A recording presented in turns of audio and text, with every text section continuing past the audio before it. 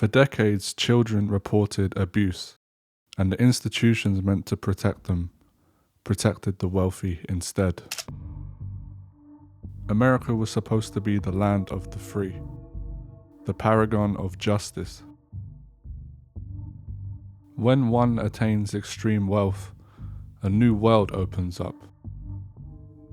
You might assume that the world around you dangles off the edge of your finger. With endless resources and this feeling of being untouchable, you might feel as though you are free to do as you please. If you were inclined prior to have a disgusting obsession with children, you now have the means to act this out. You will have the ability to manipulate others more with the promise of payment. We saw this with Epstein. His model was procuring girls from underprivileged neighborhoods, promising them quick money in exchange for massages. Not only that, he promised some of them better education and the ability to travel the world. This direct method of manipulation would not have been possible without extreme wealth. It was a tactical, targeted approach. The approach in and of itself implies an enormous amount of psychopathy and narcissism. In a test conducted in 2009, it stated that PDF files had reduced values on the intelligence scale, weaker performances in information processing, and high scores for psychopathy and paranoia. It's really the psychopathy that I want to focus in on here. It is well known that those in power score higher in psychopathy, narcissism, and Machiavellianism, and this shouldn't really surprise us. If you're so used to getting your way, if you live an insulated existence of opulence, then you're going to score higher for these traits. But these traits can also be developed.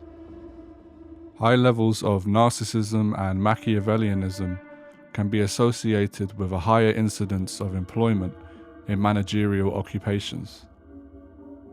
The more someone's wage increases, the higher they move up the Machiavellian scale.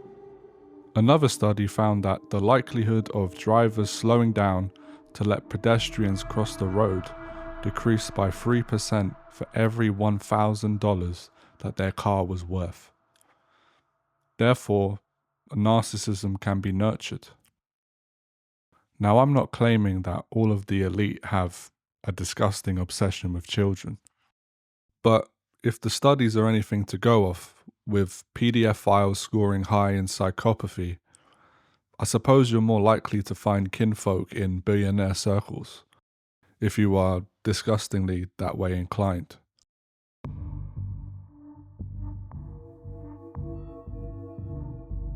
It's June 21st, 1991. Douglas County, Nebraska. 21-year-old Alicia Owen is found guilty on 8 counts of felony perjury. She's sentenced to serve 9 to 27 years in prison, all for saying that she was sexually abused by a district court judge, the chief of police, and the manager of the Franklin Community Credit Union. Alicia Owen also witnessed the abuse of other children at the hands of Nebraska's political and financial establishment. Paul Bonacci, another victim, is also indicted for perjury. Others recant their statements under immense pressure. Media attention soared in 1988. The Franklin Community Credit Union is raided. Its manager, Larry King, is a rising star in national and state Republican circles. $40 million is missing from the coffers of the credit union, and children come forward stating they've been flown from city to city to be abused by Franklin's officers. Law enforcement said that there was no evidence of organized child abuse, and the case was closed. 15-year-old Loretta Smith comes forward. She gives a statement from hospital stating she experienced devil worship. This video would get taken down if I were to list the sort of acts she witnessed, so please try to read between the lines. The acts included violent acts of persecution, for lack of a better word, of the innocent as young as 1 year old, the ending of lives in a ritualistic manner, dismembering the innocent, and making other innocent watch. Loretta Smith's charges didn't go anywhere. Loretta's psychiatrist, her personal care worker, and others all contacted the police, and nothing was done.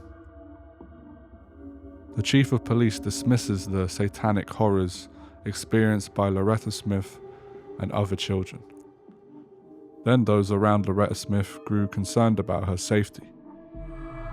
A protective order is requested for Loretta, but when it was filed, it came back saying Loretta was making bizarre statements, that she had been homeless for 2 weeks and that she was suicidal. You see, I bring up these instances because many believe that the testimony of a child is not credible, that because they are not fully developed, they do not have a proper understanding of the world around them. The fact that this protective order came back lying about Loretta Smith would help discredit her from a future court appearance. None of the health professionals had at any point stated Loretta was suicidal. And soon after, she died under mysterious circumstances. Her death was ruled a suicide by Omaha authorities. We can see clearly why the wealthy use children. They're more easily intimidated and manipulated. They're more likely to not be taken seriously. They're more likely to stay quiet. Victims of Peter Nygard, once a clothing magnate but most importantly a sexual offender, stated in court that Nygard would tell them, "No one tells me what to do, and you will get nothing if you speak." Ghislaine Maxwell told victims that no one would believe them, that Jeffrey had powerful friends, and that nothing would happen. Jean-Claude Arnault believed he was protected, and that nothing could touch him because of who he knew. Any act of abuse is abominable on all levels. But I want to put forth an argument that acts of abuse in the ultra-rich have far greater consequences for the victim and for the entire justice system at large. The promise of a sort of diplomatic immunity, an ability to silence through friends in high places, an ability to continue in your ways unscathed, all point towards a distinct failure of justice in our world. When Christ said, "It is easier for a camel to go through the eye of a needle than for a rich man to enter the kingdom of God," nothing could be more pertinent to our current world. I'd argue that absolute power corrupts absolutely, because we're yet to see an alternative. This is evil in its most blatant form. PDF files across the globe should be under the jails, we can all agree that. But when you run the justice system, when you have puppets doing your bidding, we see that the laws we all uphold as upstanding citizens are not necessary for those with wealth. And even if they are caught and put in prison, Ghislaine Maxwell is afforded custom-made meals and has access to a puppy. So this sounds like a holiday camp, really. Evil in the absurdly wealthy is not justly punished. Compare this to Michael J. Devlin, who is serving 4,240 years. Similar crime, yet sentenced far longer and in a maximum security prison. Maxwell's scale of her operation was far larger also. Yet she is given a relatively easy time in prison, if you can even call it prison. So wealth does corrupt, whether in the pursuit of it or the maintenance of it. We are seeing inequality in real time. The DOJ were ordered to release the Epstein files in their entirety by December 19th. Instead, we got redactions upon redactions, protecting wealthy individuals from scrutiny. At every turn in our lives, we can visibly see that the wealthy play by their own rules. Extreme wealth is a revolving door. The children of these incredibly wealthy people are accustomed to a life of getting one's way. So what happens when they grow up? Do they inhabit the same traits of those before them? Does the cycle continue, passing the baton to the next generation? Would a wealth cap relieve the insular society and further integrate them with normal society? Would the rates of narcissism decrease? Abominable things happen every day. It isn't only the rich. But it seems it's only the rich who can get away with it. The cost of this inequality cannot be remedied by paying off victims. The closure needed for victims to move on with their lives is ultimately discarded when large sums of money are involved. No truth, no names, just silence.